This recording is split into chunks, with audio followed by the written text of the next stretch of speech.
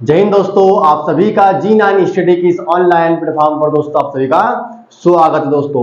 ठीक है दोस्तों, आज हम देखते हैं क्या दोस्तों, वर्णमाला। जैसा कि दोस्तों आप सबने देखा है थंबनेल के अंदर कि हमारा दोस्तों आज क्या है, वर्णमाला का दोस्तों तीसरा टॉपिक है दोस्तों। कौन सा है हमारा दोस्तों, वर्णमाला का तीसरा टॉपिक है दोस्तों। आज हम समझते भाई क्या वर्णमाला। अब भाई बताओ मुझे कि वर्णमाला क्या होता है। वर्णमाला क्या होता है तो समझो भाई कि वर्णमाला जो होता है, वर्णमाला वर्ण प्लस माला से मिलकर बना होता है। किससे भाई, ये बना होता है वर्ण प्लस माला से मिलकर क्या बना होता है आपका दोस्तों, वर्ण माला बना होता है। अगर मैं बात करूं कि माला का अर्थ क्या होता है भाई यहाँ पे, तो माला का यहाँ पे अर्थ होता है, माला का अर्थ होता है यहाँ पे क्या, सजा हुआ रूप। क्या होता है दोस्तों, सजा हुआ रूप। यानी कि हम सजा हुआ जो रूप है, यानी कि सजा हुआ रूप आपका क्या कहलाता है भाई, ये वर्ण क्या कहलाता है। यानी कि वर्णों का, इस वर्णों का जो सजा हुआ रूप होगा, यह आपका क्या कहलाएगा, वर्णमाला। क्या कहलाएगा भाई, वर्णमाला। अगर हम आगे बात करें भाई कि और क्या कहते हैं इसे, या अगर मैं कह दूं इसे कि वर्णों के व्यवस्थित समूह को, किसको भाई, वर्णों के व्यवस्थित समूह को हम क्या कहते हैं, तो भी हम क्या कहेंगे भाई, वर्णमाला। यानी कि भाई वर्णों का जो सजा हुआ रूप है वो क्या कहलाएगा आपका, वर्णमाला। या मैं कह दूं कि वर्णों के व्यवस्थित समूह को भी क्या कहते हैं, वर्णमाला। एक प्रश्न दोस्तों एग्जाम में आया था अभी कि जो लेटेस्ट, क्या दोस्तों, एक एग्जाम में एक लेटेस्ट प्रश्न आया था जिसमें पूछा गया था कि लिपि चिन्हों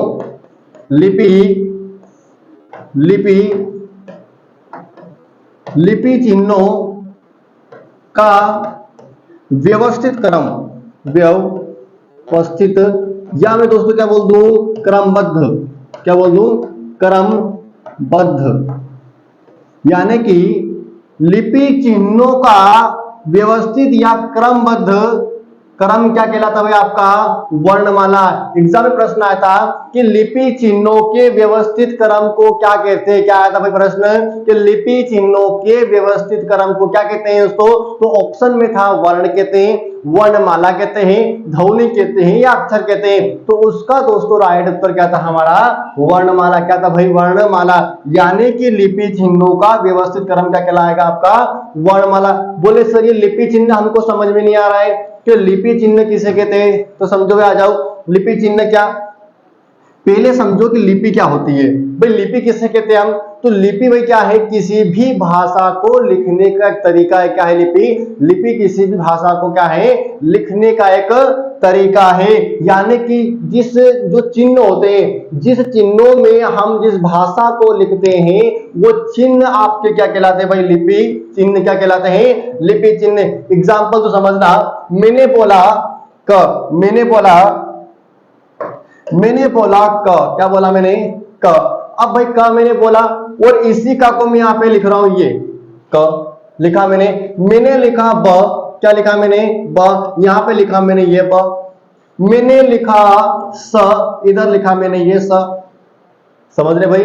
यानी कि ये जो चिन्ह है, ये किसके चिन्ह है भाई, ये हमारे हैं देवनागरी के चिन्ह। क्या है भाई, ये हमारे हैं देवनागरी लिपि के चिन्ह। कौन सी लिपि के, देवनागरी के। ठीक है भाई। अगर हम आगे बात करें कि जो ये चिन्ह क्या है, ये चिन्ह कौन सी लिपि के, तो ये चिन्ह कौन सी लिपि के, हमारे ये चिन्ह है रोमन लिपि के। किसके भाई, ये है रोमन लिपि के। बोले सर ये क्या, यानी कि जो भाषा हम बोल रहे हैं उसी भाषा को ये लिखने का क्या है, कि तरीका है। अगर मैंने स का लबा के बीच में लिखा है तो वो कौन सी लिपि है हमारी, वो है हमारी देवनागरी।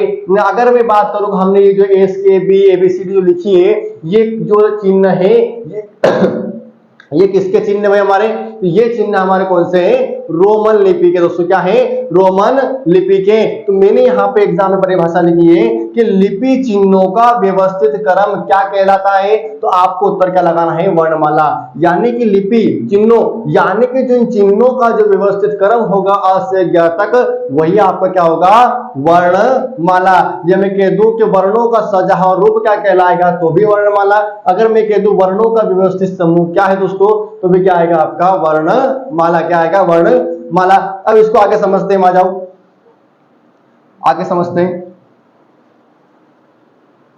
चलो अगर हम बात करें भाई वर्ण, क्या है भाई वर्ण?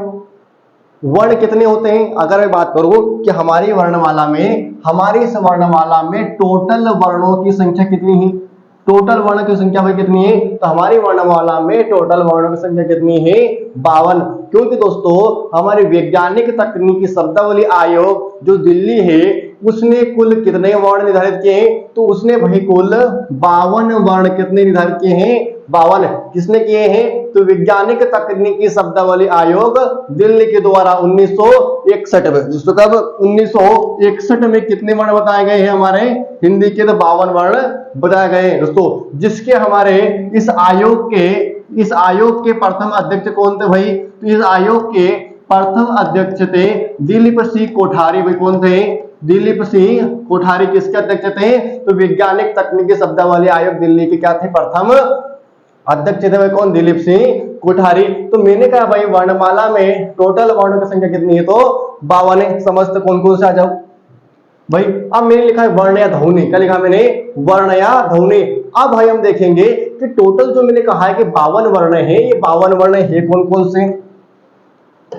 ये 52 वर्ण है कौन कौन से? आ जाओ। तो अब वर्ण बात करें भाई, तो एक वर्ण कौन सा होता है हमारा? स्वर। और एक कौन सा होता है हमारा? व्यंजन। कौन सा होता है? व्यंजन। एक होते स्वर, एक होते हमारे व्यंजन। अगर हम बात करें भाई कि स्वर किसे कहते हैं? स्वर किसे कहते हैं? तो स्वर भाई कैसे होते हैं? ये होते हैं निर्बाध। कैसे होते हैं? ये होते हैं निर्बाध। अगर भाई मैं बात करूं कि हमारे व्यंजन कैसे होते हैं, तो व्यंजन हमारे होते कैसे? सबाद। कैसे होते हैं? ये होते भाई कैसे? हमारे सबाद होते हैं। बोले सर निर्बाध क्या और सबाद क्या? हमको तो पल्ले नहीं पड़ रही है। तो आजा भाई समझते क्या होते हैं निर्बाध क्या और सबाद क्या। निर्बाध का अगर तोड़ोगे आप तो ये टूटेगा नी प्लस बाद। क्या टूटेगा? नी प्लस बाद में। यानी कि दोस्तों अगर आप इसका संधि विच्छेद करोगे क्या टूटेगा? हमारा नी प्लस बाद। जिसमें भाई नी का अर्थ क्या होता है? जिसमें नी का अर्थ होता है नहीं। क्या भाई? नहीं। और इधर दोस्तों बाधा, बाद का मतलब होता है क्या? बाधा। यानी कि दोस्तों जिनको बोलने में बाधा नहीं आती है उनको क्या बोलते हैं हम? स्वर। क्या बोला मैंने कि निर्बाध कैसे होते हैं? निर्बाध नहीं प्लस बाद, यानी कि नहीं बाधा। यानी कि जिनको बोलने में हमारे मुख से बाधा उत्पन्न नहीं होती है उनको भाई हम क्या कहेंगे? स्वर। और भाई हम बताएं कि स्वर कितने हमारे टोटल? तो हमारे टोटल कितने भाई? 13। कितने हैं? 13। पर हम मूल रूप से यानी मुख्य रूप से कितने मानते हैं? 11। अब ये 11 कौन से और 13 कौन से समझेंगे आगे। बस इतना ध्यान रखना कि स्वर कैसे होते? निर्बाध होते हैं, जो बिना किसी की सहायता से बोले जाते हैं। बिना किसी की सहायता से बोले जाते हैं। अर्थात मैं ये बोल दूं दोस्तों कि स्वर कैसे होते हैं? तो ये होते स्वतंत्र। कैसे होते हैं? स्वतंत्र होते हैं। अगर हम बात करें आगे व्यंजन की कि व्यंजन क्या, तो व्यंजन कैसे होते भैया? ये होते सबाद। क्या होते हैं? सबाद। ठीक है। यहाँ होता है स का मतलब साथ। क्या होता है भाई? यहाँ पे होता है स का मतलब साथ। और अगर बाद की बात करूं तो बाद का मतलब होता है बाधा। यानी भाई जो बाधा के साथ बोले जाते हैं उनको हम क्या कहेंगे? व्यंजन। यानी कि मैं ये बोलना चाह रहा हूं कि व्यंजन कैसे होते हैं? ये बाधा के साथ बोले जाते हैं। अर्थात मैं ये बोलना चाह रहा हूं कि जो व्यंजन होते हैं ये किसकी सहायता से बोले जाते हैं? तो व्यंजन क्या होते भाई? ये स्वरों की सहायता से बोले जाते हैं। स्वरों की सहायता से बोले जाते हैं। क्या बोला मैंने? कि स्वरों की सहायता से बोले जाते हैं। यानी कि अगर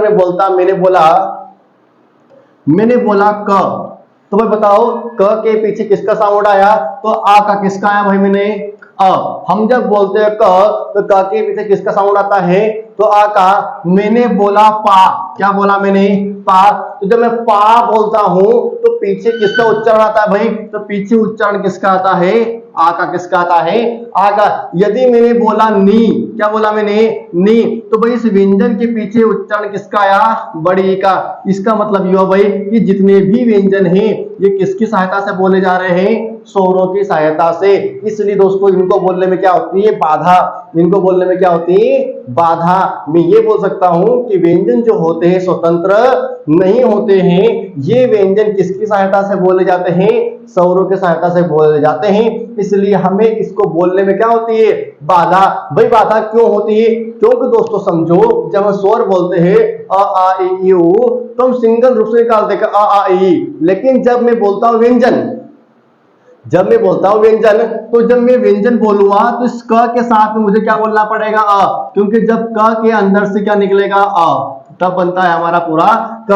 तो मुझे जब क बोलना होता है तो मैं क का उच्चारण भी बोल रहा हूं और पीछे अ का उच्चारण भी बोल रहा हूं। इसका मतलब हुआ कि मुझे दो दो वर्ण एक साथ बोलने पड़ रहे हैं। इसका मतलब मुझे क्या हो रही है, बोलने में बाधा। भाई क्या हो रही है, बाधा हो रही है। तो इसका मतलब ये हुआ कि व्यंजन स्वतंत्र नहीं होते हैं, स्वर स्वतंत्र होते हैं। अब दोस्तों एक एक करके हम समझते हैं। अब मैं बात करूं व्यंजन, व्यंजन हमारे कितने, तो व्यंजन में हमारे मूल रूप से या मुख्य रूप से 33 है, और कुल की बात करूं तो कितने हैं, 39 से। कितने हैं, मूल रूप से व्यंजन कितने हमारे 33 है और कुल कितने हैं, 39 है। अब दोनों को समझते एक एक करके कि स्वर हमारे कौन कौन से 13, कौन कौन से 11, तो फिर समझेंगे व्यंजन कौन कौन से 33, कौन कौन से है हमारे 39। आ जाओ आगे,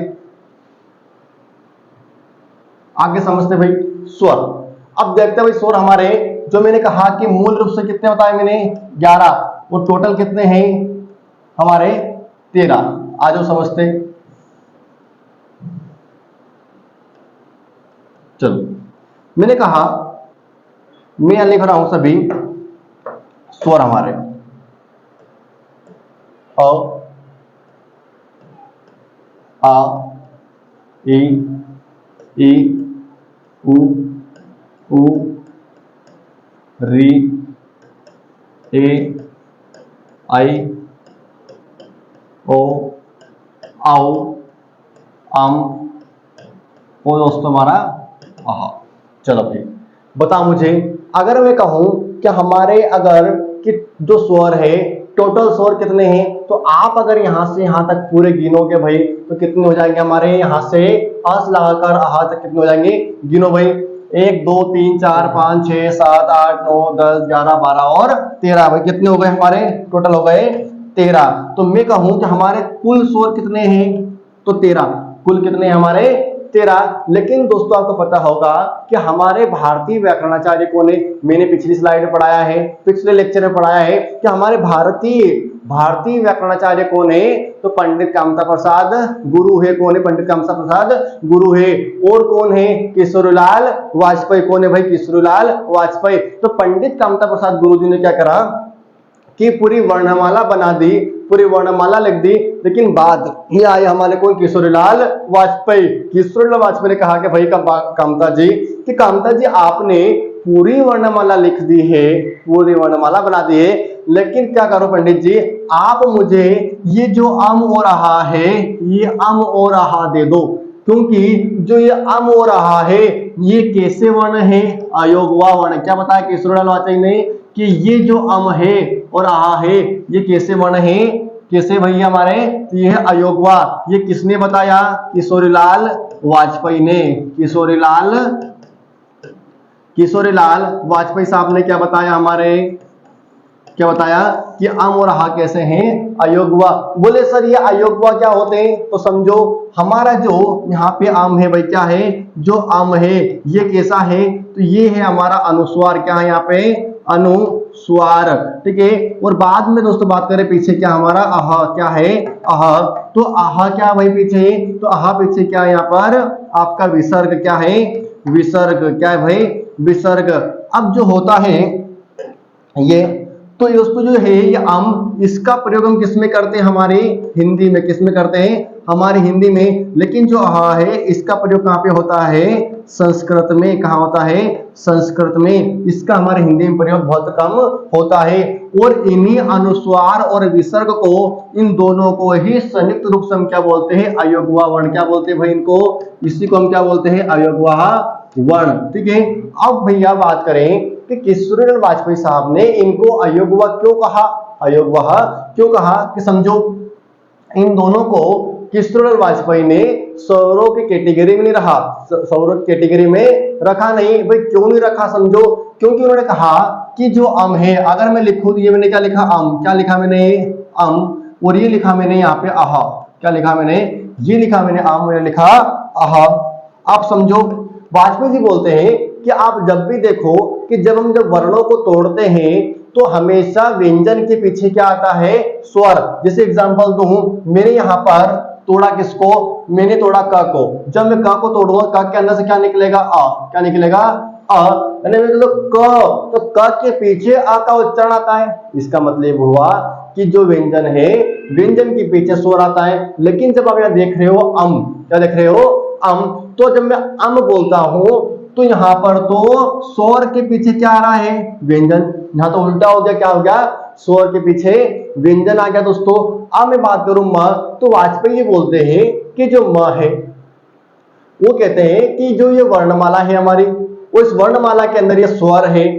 तो इस स्वर को, जो ये हमारा है, इस को मैं स्वर नहीं मानता। इसके कई रीजन है। एक तो ये कि ऑलरेडी यहां पर आ चुका है, ऑलरेडी यहां पे आ चुका है, तो बोलते मैं इस को क्यों गिनूं, ये तो मैंने ऑलरेडी गिन लिया है। सेकंड चीज कि यहां पर जो म है, ये क्या आ रहा है, स्वर के पीछे आ रहा है। तीसरी चीज दोस्तों क्या है इसके अंदर, तीसरी चीज ये है कि इस को मैं स्वर कैसे बोल दूं, क्योंकि इस जो म है, यह है, इस म में तो क्या है, इस में ये म तो व्यंजन है, तो इस व्यंजन को मैं स्वर कैसे बोल दूं। यानी कि वाजपेयी जी इसको कैटेगरी में नहीं रखते स्वरों की। अगला क्या है हमारा आहा। क्या है भाई, आहा।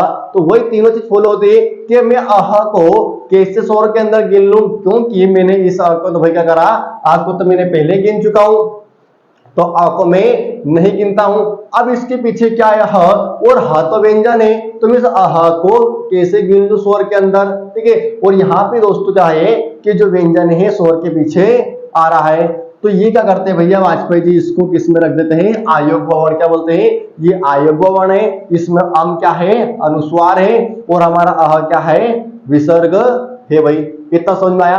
तो अगर दोस्तों अगर मैं हटा दूं यहां से और ह, तो बताओ कि कुल, अब बताओ कि स्वर कितने हुए, यानी अब हमारे स्वर कितने हुए। तो भाई गिनो, यहां से से अगर आप तक गिनोगे तो आप कितने हो जाएंगे, हमारे 11। कितने हो जाएंगे, 11, क्योंकि और ह हट जाएगा। तो बताओ भाई कि मुख्य या मानक स्वर, मुख्य या मानक स्वर हमारे कितने हो जाएंगे, ये हो जाएंगे हमारे 11। कितने हो जाएंगे भाई, ये हो जाएंगे 11।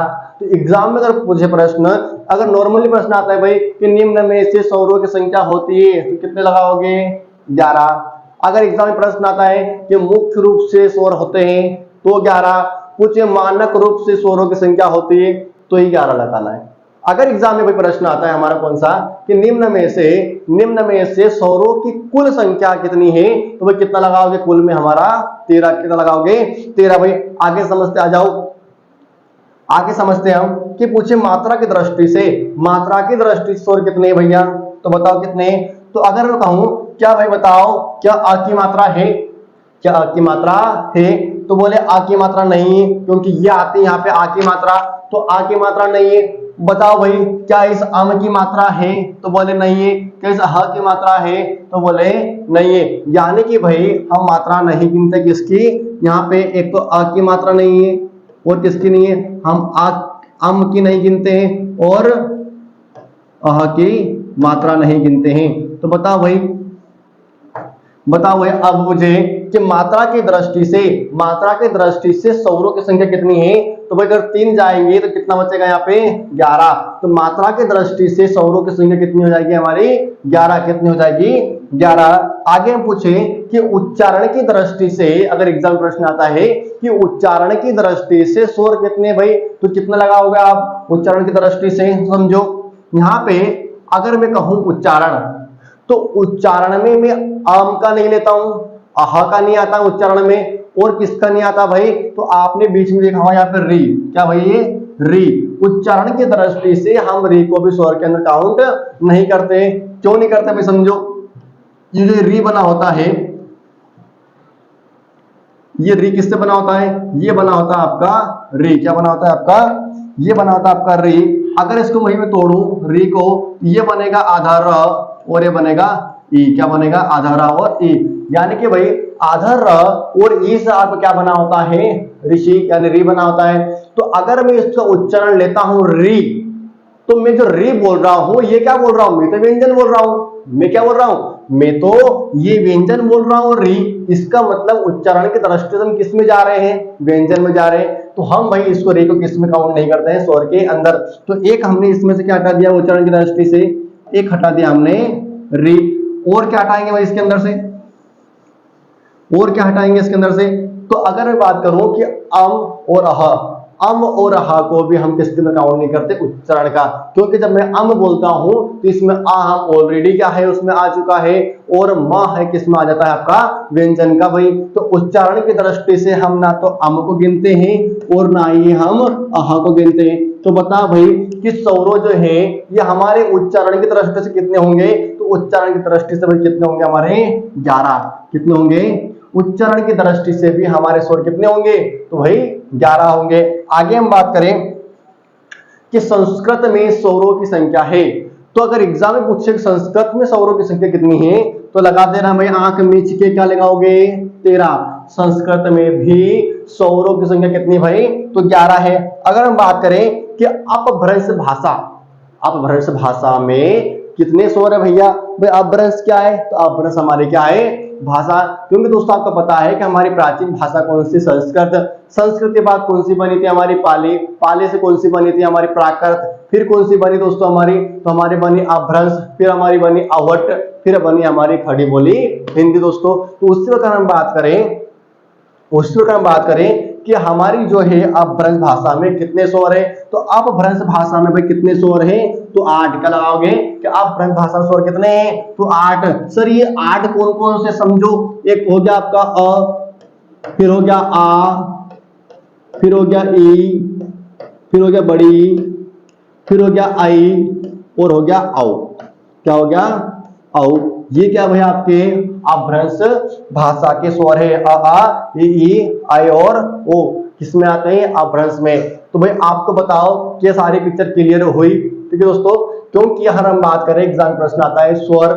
अगर पूछे कि निर्बाध गति से बोले जाते हैं, तो निर्बाध गति से कौन बोले जाते हैं? हमारे स्वर। कौन बोले जाते हैं? स्वर। पूछे कौन स्वतंत्र होते हैं बोलने में, तो कौन होते हैं? स्वर। किसको बोलने में कम समय लगता है, तो किसको लगता है भाई बोलने में कम समय? तो स्वर को लगता है। पूछे भाई अगला, क्या हमारे अम और अहा है, अम और अहा है, तो कैसे वर्ण दोनों आपके? अयोग व। कैसे है? अयोग व वर्ण है।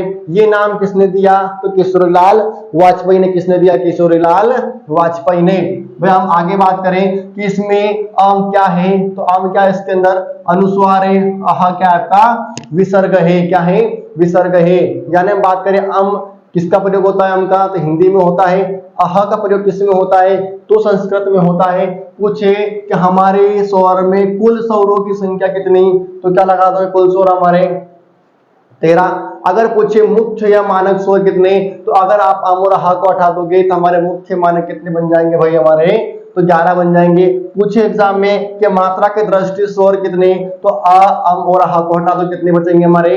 11। पूछे एग्जाम में कि उच्चारण की दृष्टि स्वर कितने, तो भाई रे अम और अह को हटा दो कितने बचेंगे हमारे? 11 बचेंगे। पूछे कि अपभ्रंश भाषा में स्वर कितने, तो 8। अ आ ई और ए को हम हटा देंगे। पूछे एग्जाम में संस्कृत में स्वर कितने, तो लगा दो कितना? 13। अगर भाई मैं आगे बात करूं कि स्वर को संस्कृत में हम क्या बोलते हैं, तो क्या कहते हैं भाई? अच। ठीक है, संस्कृत में स्वर को हम कहते हैं अच, और व्यंजन को हम कहेंगे संस्कृत में क्या, हल। क्या कहेंगे भाई, हल। कभी एग्जाम में प्रश्न आया, ध्यान रखना कि स्वर को संस्कृत में क्या कहते हैं, तो अच, और हमारे व्यंजन को क्या कहते हैं संस्कृत में, तो हल कहते हैं। क्या इतनी पिक्चर में समझ में आ गई सबको? अगर आ गई हो तो स्क्रीनशॉट ले लो इसका, और इसको अपनी कॉपी में नोट डाउन करें भाई, और नोट्स बनाते चले। पूरा हिंदी आपको मैं पढ़ाऊंगा। ठीक है दोस्तों, अगर सेशन आपको समझ में आ रहा है तो चैनल को जरूर सब्सक्राइब कर ले। आगे समझते हैं,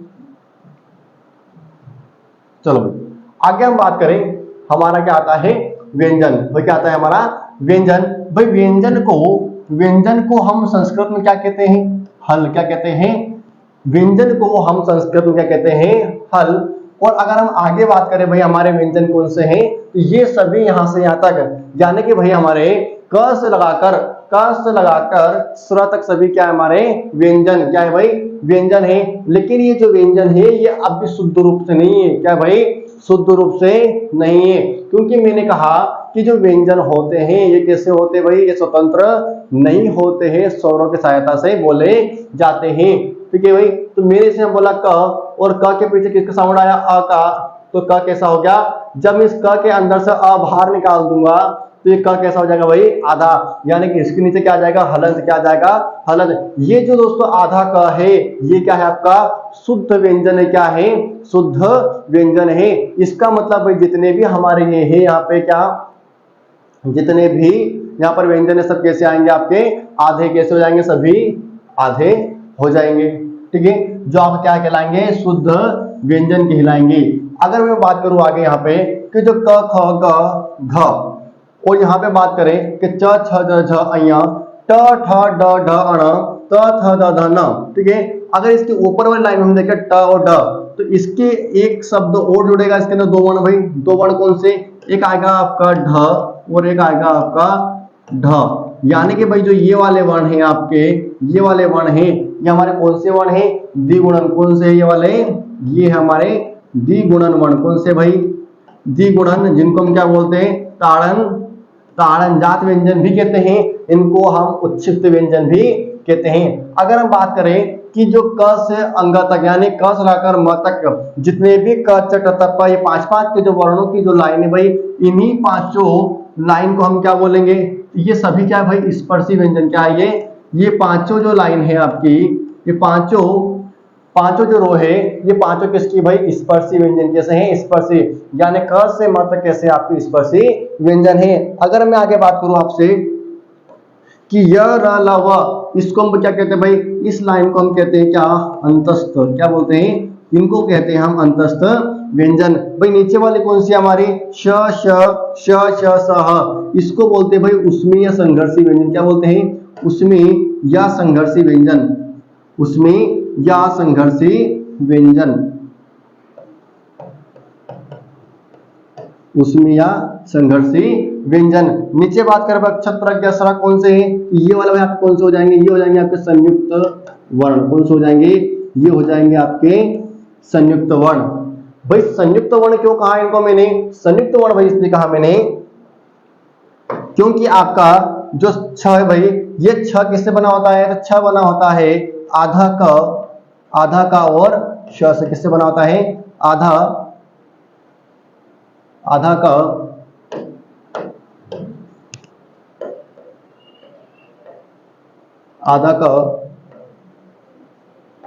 का और श से। भाई त्र किससे बना होता है, ये बना होता है आधा त और र से। भाई ज किससे बना होता है, तो ये बना होता है आधा ज और अय्या से। भाई स्र किससे बना होता है, ये बना होता है आधा श और र से। किससे बना होता है, आधा श और र से। समझो भाई मैंने क्या कहा कि यहाँ पर जो छ है, ये छ किससे बना होता है, आधा का और श से। त्र किससे बना होता है, आधा ता और र से। भाई य किससे बना होता है, ये बना होता है आधा ज और अय्या से। बात करें स्र किससे बना होता है, आधा श और र से।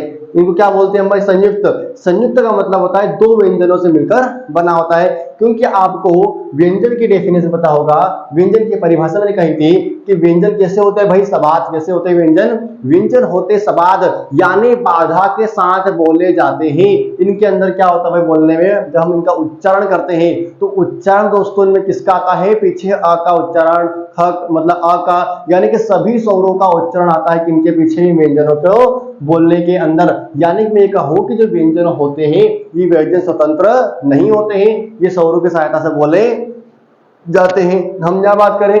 ये संयुक्त है, जिसमें दो व्यंजन वर्णों के मेल से, जब इन दो व्यंजन वर्णों के मेल से नए व्यंजन वर्ण का निर्माण हो जाता है तो उसे हम बोलते हैं भाई क्या? संयुक्त। क्या बोलते हैं? संयुक्त वर्ण कहते हैं। क्या कहते हैं? संयुक्त अक्षर कहते हैं भाई, संयुक्त हमारे व्यंजन कहते हैं। आगे आ जाओ। अगर मैं आपसे पूछूं कि यहाँ पर ड और ढ क्या है, तो आपकी क्या है? आगत वर्ण क्या है?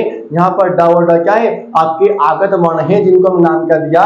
द्विगुणन। क्या दिया भाई? द्विगुणन। क्योंकि जो आपके ड और ढ है ये दोनों शब्द भाई कहां से आए पता आपको? ये आए हमारे तुर्की से। कहां के शब्द है ये हमारे तुर्की के वर्ण है। ड और ढ से भी हमने तुर्की के, जिससे आपका इनका प्रयोग होता है सड़क में, पढ़ाई में, जब हम बोलते हैं सड़क, ठीक है, घोड़ा, पढ़ाई, तो इन सब में किसका प्रयोग होता है भाई? इसका जब मैं बोलूं क्या, मैंने लिखा सड़क, तो इसका प्रयोग होता है। किसका प्रयोग होता है? हमारा इस ड का प्रयोग होता है। पढ़ाई में इसका होता है भैया प्रयोग, तो हमारे कैसे? आगत वर्ण है। अगर मैं आपसे पूछूं दोस्तों बताओ अब कि जो व्यंजन है इसमें स्पर्शी व्यंजन की संख्या कितनी है भाई? स्पर्शी व्यंजन कितने हमारे? बताओ कितने हैं? तो स्पर्शी व्यंजन कितने हमारे? 25। अगर आप क से म तक हमारे स्पर्शी व्यंजन है, इनकी संख्या कितनी है? 25। अगर मैं पूछूं आपसे बताओ कि अंतस्थ व्यंजन कितने? 4। य र ल व कितने भाई? ये हो गए हमारे 4।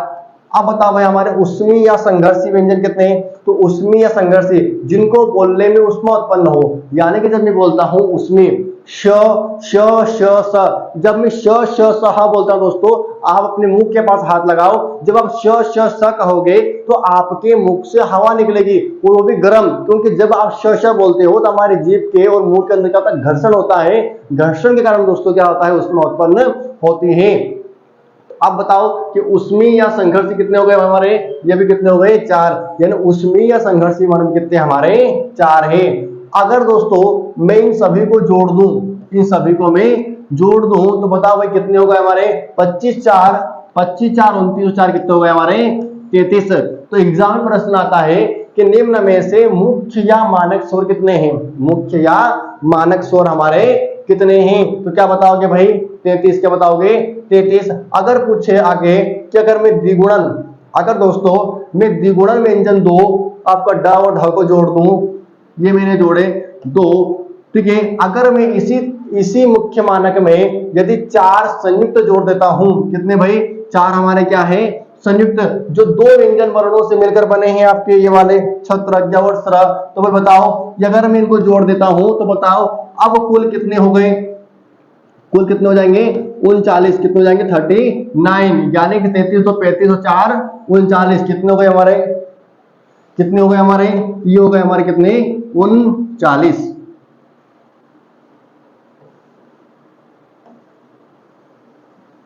ये हो गए, ठीक है। यानी कि स्पर्शी अंतस्थ संघर्षी को हम जोड़ते हैं तो बनते हमारे मुख्य मानक व्यंजन कितने? 33। अगर द्विगुणन और संयुक्त को मैं जोड़ता हूं कितने बन जाएंगे हमारे? कुल 39, यानी 39 वर्ण बनेंगे भाई। अगर एग्जाम में प्रश्न आता है तो आपको सही लगाना है। अगर नॉर्मली प्रश्न आता है एग्जाम में कि निम्न में से व्यंजनों की संख्या है तो आपको कितने लगाना है?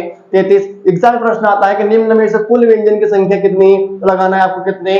39। कितने लगाने भाई? 39। आगे आ जाओ, आगे समझते हैं।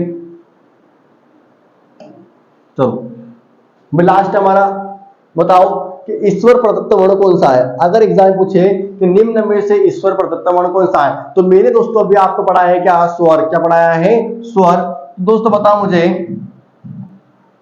स्वर ये मैंने पढ़ा है। अब बताओ मैंने स्वर निकाला है कि इसमें ईश्वर प्रदत्त वर्ण कौन सा है, यानी पूरी वर्णमाला में पूरे 52 वर्णों में बताओ मुझे कि इसके अंदर ईश्वर प्रदत्त वर्ण कौन सा है। ठीक है, तो इसके अंदर ईश्वर प्रदत्त वर्ण कौन सा है हमारा अ। भाई ईश्वर प्रदत्त वर्ण क्या होता है, यानी कि ऐसा वर्ण जो भगवान सभी को देता है, ऐसा वर्ण जो भगवान सभी को देता है। यानी कि मैं कहूँ हमारी आम भाषा में, जो व्यक्ति बोल नहीं पाता है उस व्यक्ति को भी हमारी आम भाषा में गूंगा कहते हैं।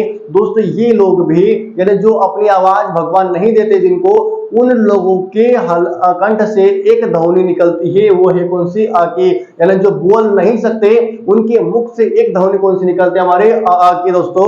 तो इसलिए एग्जाम में प्रश्न आता है कि निम्न में से ईश्वर प्रदत्त वर्ण कौन सा हमारा, तो आ कौन सा आ जाएगा भाई ईश्वर प्रदत्त वर्ण, ईश्वर प्रदत्त वर्ण कौन सा होगा हमारा अ। तो मैं लिख रहा हूं भैया ईश्वर प्रदत्त वर्ण कौन सा हमारा अ। अगर पूछे कि वर्णमाला का प्रथम वर्ण कौन सा भाई, तो वर्णमाला का प्रथम वर्ण कौन सा आ जाएगा अ से ज्ञात तक हमारी पूरी वर्णमाला है, और पूरी वर्णमाला का प्रथम वर्ण कौन सा भाई अ। अब बताओ वेरी इंपॉर्टेंट प्रश्न कि वर्णमाला का अंतिम वर्ण कौन सा है। बताओ भाई, क्या वर्णमाला का अंतिम वर्ण ज है, या वर्णमाला का अंतिम वर्ण स्र है, या क्या है, ज है स्र है, ये क्या है। दोस्तों मैं आपको बताओ कि हमारी वर्णमाला का अंतिम वर्ण क्या है, ह। क्या है हमारी वर्णमाला का अंतिम वर्ण क्या है, ह। सर कैसे है, या समझाओ हमको। तो समझो भाई कि मैं कहूं कि हमारी वर्णमाला का अंतिम वर्ण ना तो ये स्र है, ना ही अंतिम वर्ण हमारा ज्ञ है।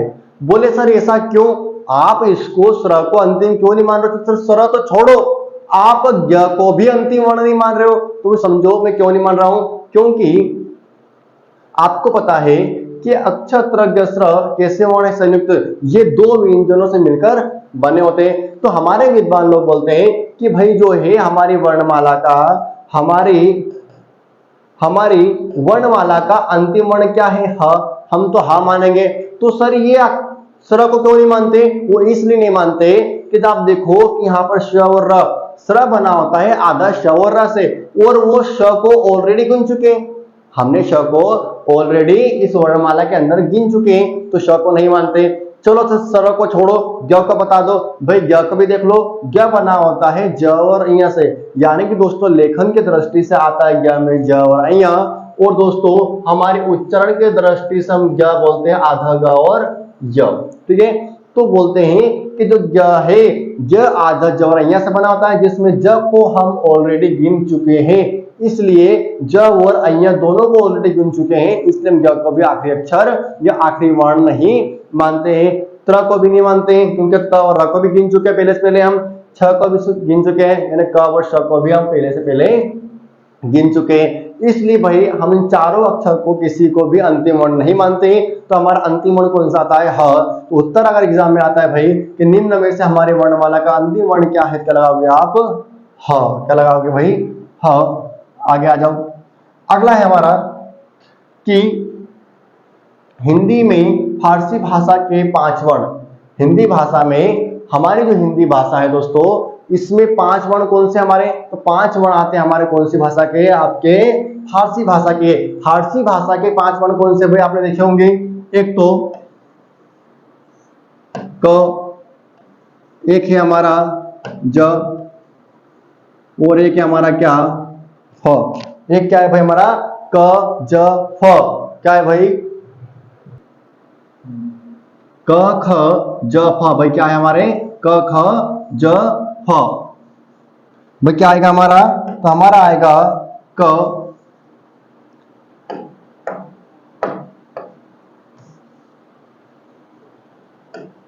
ख,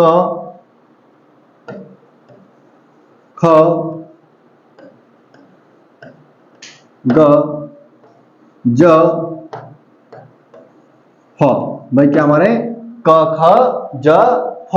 यानी कि भाई हमारे, यानी मैंने कहा फारसी भाषा के 5 वर्ण हमारे क्या है, हमारे हिंदी के अंदर प्रचलित है, क ख ज फ। यानी कि दोस्तों जो नीचे नुक्ता लगा होता है उनको हम बोलते हैं क्या, फारसी के वर्ण क ख ज फ। भाई इनका इस्तेमाल होता है जब भी हम लिखते हैं क्या भाई, ताजमहल आपने देखा होगा, जब भी हम लिखते हैं ताजमहल तो ऐसा दिखा जाता है।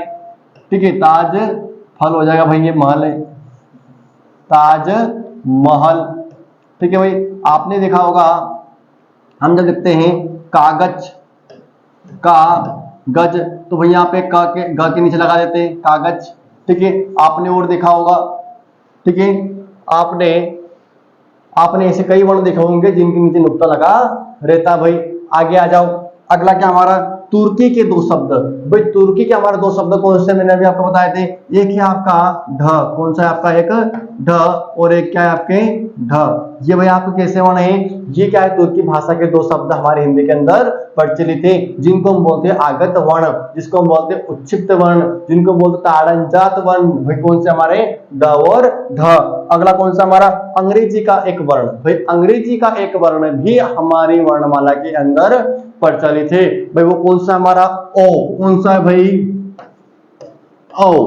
ठीक है, इसको ओ नहीं बोल रहे भाई, क्या है ये वाला वर्ण हमारी क्या है भैया, हमारी वर्णमाला में प्रचलित है। जो कौन सी भाषा का है भाई, ये है हमारे अंग्रेजी भाषा का। ये किसके बीच का उच्चारण देता है भाई, ये देता है आ, ये देता है आ और ओ के दोनों के बीच का उच्चारण देता है कौन, हमारा अ। यानी मैं इसको ओ नहीं बोल रहा हूं, मैं बोल रहा हूं अ ओ। ठीक है, यानी समझना एग्जांपल में हम लिखते हैं, कभी कभी आपने देखा होगा नॉलेज, क्या लिखते हैं हम, ये लिखा मैंने नॉलेज, ये लिखा मैंने कॉलेज, क्या लिखा मैंने कॉलेज।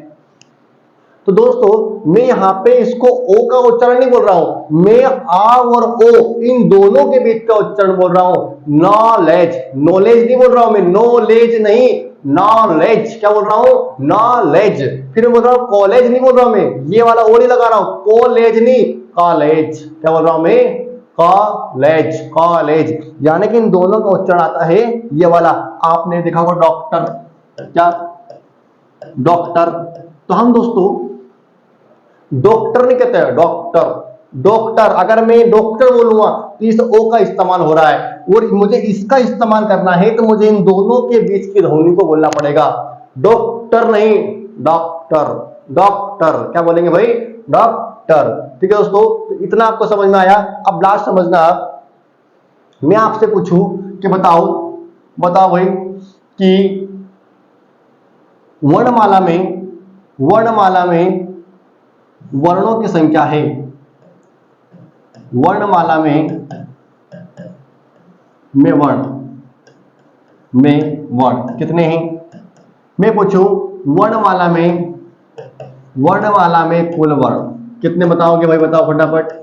वर्णमाला में कुल वर्ण कितने, तो वर्णमाला में अगर हम बात करें सिंपल सिंपल वर्णमाला में वर्ण है तो हमारे 11 क्या है भाई, स्वर, 11 क्या है स्वर, और 33 क्या है भाई हमारे, क्या है व्यंजन। तो 11 33 भाई कितने हो गए हमारे 44, क्या हो गए 44। तो वर्णमाला में वर्ण कितने हमारे 44। अगर नॉर्मली प्रश्न एग्जाम में आता है कि वर्णमाला में वर्ण कितने, भाई कितना लगाओगे 44। अगर एग्जाम में प्रश्न पूछे कि वर्णमाला में कुल वर्ण कितने, भाई कितने लगाओगे, हमारे कुल कितने स्वर है 13, और कुल हमारे व्यंजन कितने 39, कितने हो गए भाई ये 52। तो कुल वर्ण वर्णमाला में कितने हो गए 52, क्या है भाई 52। ये क्या है इसके अंदर स्वर, और ये क्या है इसके अंदर व्यंजन, क्या है ये हमारे व्यंजन, क्या है व्यंजन है भाई। तो आशा करता हूं आप सभी को ये जितनी भी जानकारी दी मैंने सबको समझ में आई होगी दोस्तों। ठीक है, इतना हमने पढ़ा दोस्तों। कल हम पढ़ेंगे क्या, स्वरों के प्रकार और व्यंजनों के प्रकार। दोस्तों हमारी 2 या 3 वीडियोस और बनेगी किसके ऊपर, वर्णमाला के ऊपर, जिसमें एक कल में लेके आऊंगा आपका पूरा चैप्टर किसका, स्वरों का, जिसमें हम स्वरों का वर्गीकरण देखेंगे। उसके बाद हम अगला वीडियो लेके आएंगे जिसमें हम देखेंगे व्यंजनों का वर्गीकरण, यानी पूरे व्यंजनों का वर्गीकरण उसके अंदर हम देखेंगे दोस्तों। और दोस्तों जब ये चैप्टर हमारा पूरा खत्म हो जाएगा, पूरा क्लोज हो जाएगा दोस्तों, तो मैं आपके लिए ले आऊंगा क्या, एमसीक्यू प्रश्न। क्या सोल्व करेंगे दोस्तों हम, ये पूरा चैप्टर हल होने के बाद, पूरा चैप्टर सोल्व होने के बाद हम क्या लगाएंगे, वर्णमाला के एमसीक्यू प्रश्न। क्या लगाएंगे, एमसीक्यू प्रश्न, जिसमें भाई आप सभी के सही उत्तर जाना बहुत जरूरी है। आप सभी को दोस्तों क्या करना है, इसका अपना फेयर नोट बनाना है, और जब हम एमसीक्यू प्रश्न लगाए तो आप सभी को इसके एमसीक्यू क्वेश्चंस लगाना है, ताकि आपको ये पता लग सके कि एग्जाम में किस प्रकार के प्रश्न बन के हमारे पास आएंगे। क्या दोस्तों, किस प्रकार से प्रश्न बनकर आएंगे, समझ लो एक बार। मैं आपको पूरा रिवाइज करवा देता हूं, हमने क्या क्या पढ़ा आज।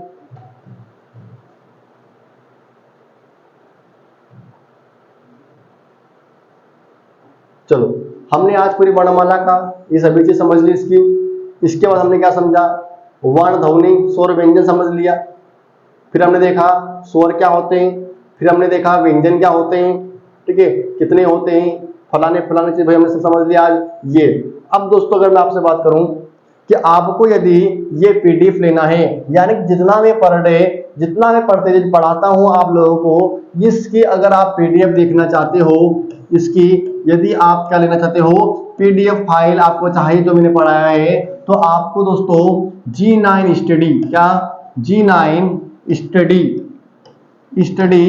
चैनल, हमारा G9 study channel Indore, G9 study channel Indore, ये मिलेगा आपको कहां पे भाई, ये मिलेगा आपको कहां पे,